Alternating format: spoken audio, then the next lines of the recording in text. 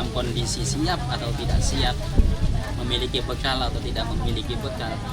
Pada saatnya Allah akan melepaskan ruh dari badan kita. Dan maka pada saat itulah apa yang kemudian akan kita banggakan di hadapan Allah Subhanahu wa taala. Khairun nas ahsanuhum khuluqan wa anfa'uhum linnas. Kata Nabi, sebaik-baik manusia adalah dia bermanfaat untuk manusia lainnya. Jadi bermanfaat untuk manusia yang lain itulah yang memang tim kita kejar.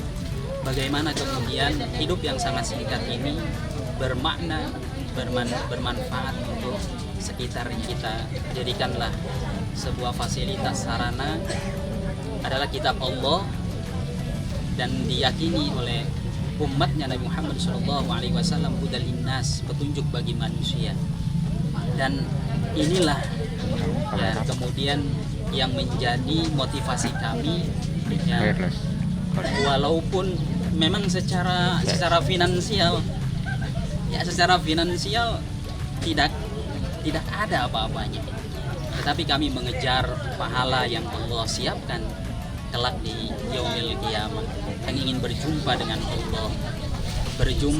Allah yang maha kuat, yang maha memberi segala-galanya. Falyamal, maka hendaklah kemudian melakukan amal soleh.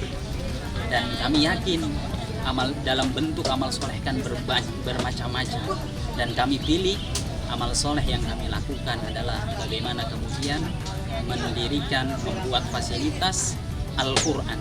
Di dalamnya anak-anak bisa belajar A, Ba, Ta, Tha, kemudian bisa membaca kalimat per kalimat, sampai kemudian bisa tahsinnya, sampai pada akhirnya dia bisa menerjemahkan bahwa Al-Quran yang saat ini dibaca, dipelajari bukan hanya sekedar berhenti sampai lisan saja, tetapi kemudian bisa diwujudkan di dalam kegiatan sehari-hari.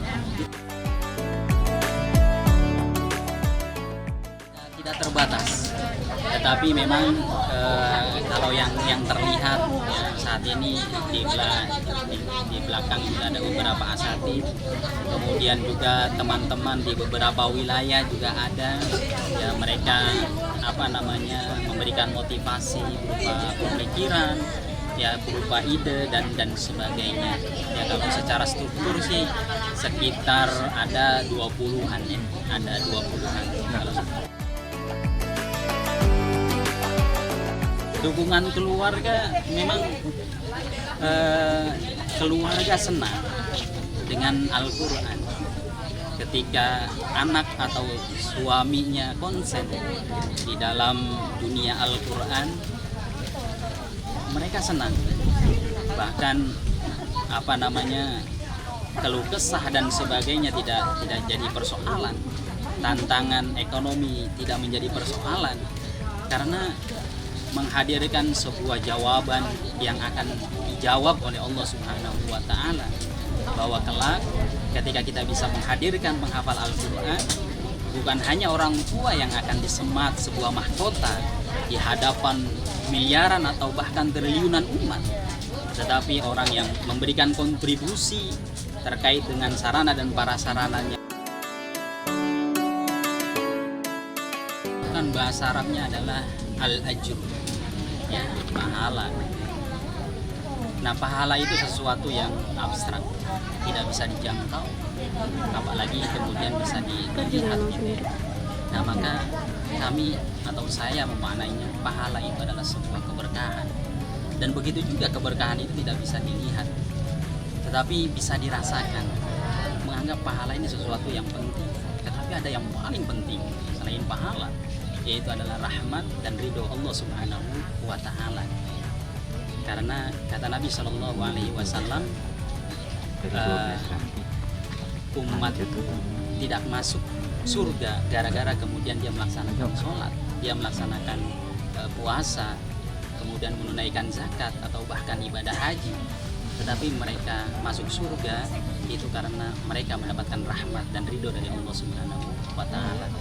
Karena ternyata banyak yang tertipu, dia mengejar pahala tetapi sungguh dia tidak kemudian menemukan pahalanya karena ada kesalahan niatnya melakukan amalan-amalan dunia, tetapi karena niatnya bagus, niatnya baik, kemudian dia menemukan pahala, padahal dulu di dunia dia tidak menganggap itu sebuah pahala baginya. Contoh hal yang kecil saja, kemudian dia sedang berjalan melihat duri. Nah, kemudian duri itu mengenai dirinya, kemudian tidak lantas dia menaruh lagi agar supaya orang lain terkena dengan duri itu. Kemudian dia mengambil hal yang sederhana, dan dia tidak terpikirkan itu bahwa itulah yang akan kemudian menyelamatkan dia dari siksaan neraka.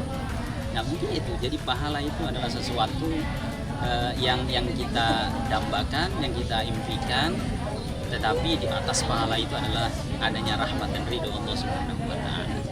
Kegiatan di dunianya, di zamannya, kalau misalkan mereka suka dengan futsal, kita sentuh dengan futsal, tetapi kita tidak lepas dari ada dakwah di situ.